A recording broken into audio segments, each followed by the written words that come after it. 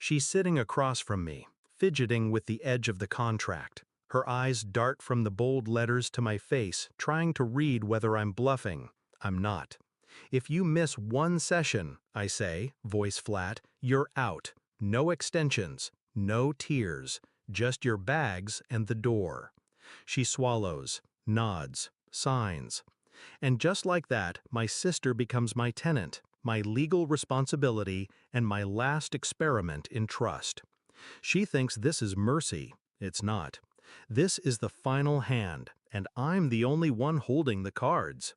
I was 10 when she taught me how to play blackjack. We used toothpicks instead of chips, sitting cross-legged on the living room floor. She wore Mom's sunglasses and called herself the Shark. We laughed so hard that night I forgot our parents were screaming 2 rooms over. She always knew how to distract me, and later, how to deceive me. The first time I noticed something off, I was reconciling my business accounts. $200 here, $500 there, small withdrawals, masked under vendor codes I didn't recognize. It didn't make sense. My books were tight. I ran my freelance design business with surgical precision. Then one day I checked the transaction log. There it was. $50,000. One transfer. Gone. My hands went cold. I scrolled, confirmed. My bank account to hers. She didn't even bother to hide it. I didn't confront her that night, or the next. Instead, I traced the timeline, pulled security logs, matched logins to her IP, downloaded the withdrawal slips, took screenshots of her late-night messages, bragging to her gambling buddies about the gift she landed. I watched her smile at me over Sunday dinner, tell stories, ask for more mashed potatoes, as if she hadn't gutted my savings account to fund roulette tables and whiskey bets. That kind of betrayal doesn't sting. It scorches. But I didn't scream, didn't cry. I made a plan. 2 weeks later, I invited her over for tea. She showed up wearing guilt like perfume, thick, obvious, but still hoping I wouldn't notice. I laid the papers on the table. She didn't deny it, tried to spin it. I was desperate. I was going to pay it back. You have more than enough. And then, finally, she cried. Not because she was sorry, because she got caught.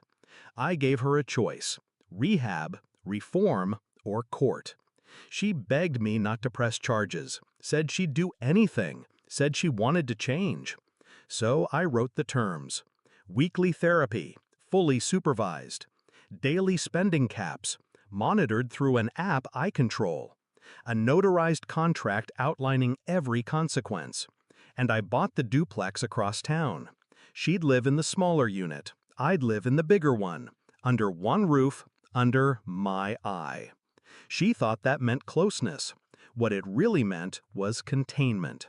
The first month, she played the part. Morning check-ins, gambling addiction support group selfies, even journaling like I asked.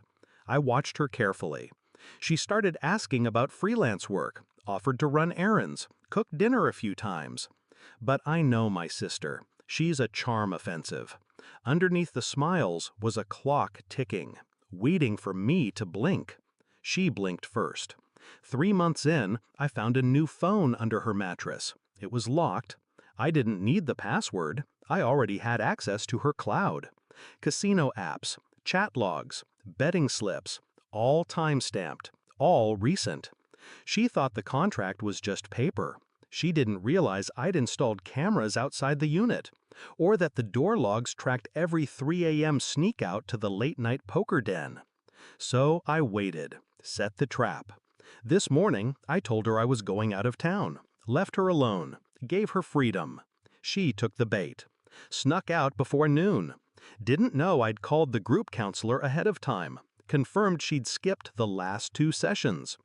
Didn't know I'd already met with my lawyer. Didn't know the eviction notice was already printed, signed, and ready to serve. I was waiting in her unit when she came back tonight, drunk on delusion, keys jingling, lipstick smudged. She saw me, stopped cold. I held the folder out, calm, final. This time, I said, it's not tea, it's goodbye. She started to beg, said she slipped, that it wasn't like before, that she was trying. But I didn't move. "You gambled away my trust," I said, "and you lost." I watched her scan the letter, realize what it meant. 2 weeks to vacate, 0 appeal, legal, bulletproof. She sobbed, collapsed onto the floor. I didn't kneel beside her, just turned, walked upstairs, and locked the door behind me. I don't feel guilty. People confuse compassion with weakness. But I didn't do this out of cruelty. I gave her the rope. She tied the knot, and now I cut it. I used to believe family meant unconditional love. Now I know better. Family is loyalty, accountability, boundaries, and when those are broken, what's left is just a blood-stained contract with no value.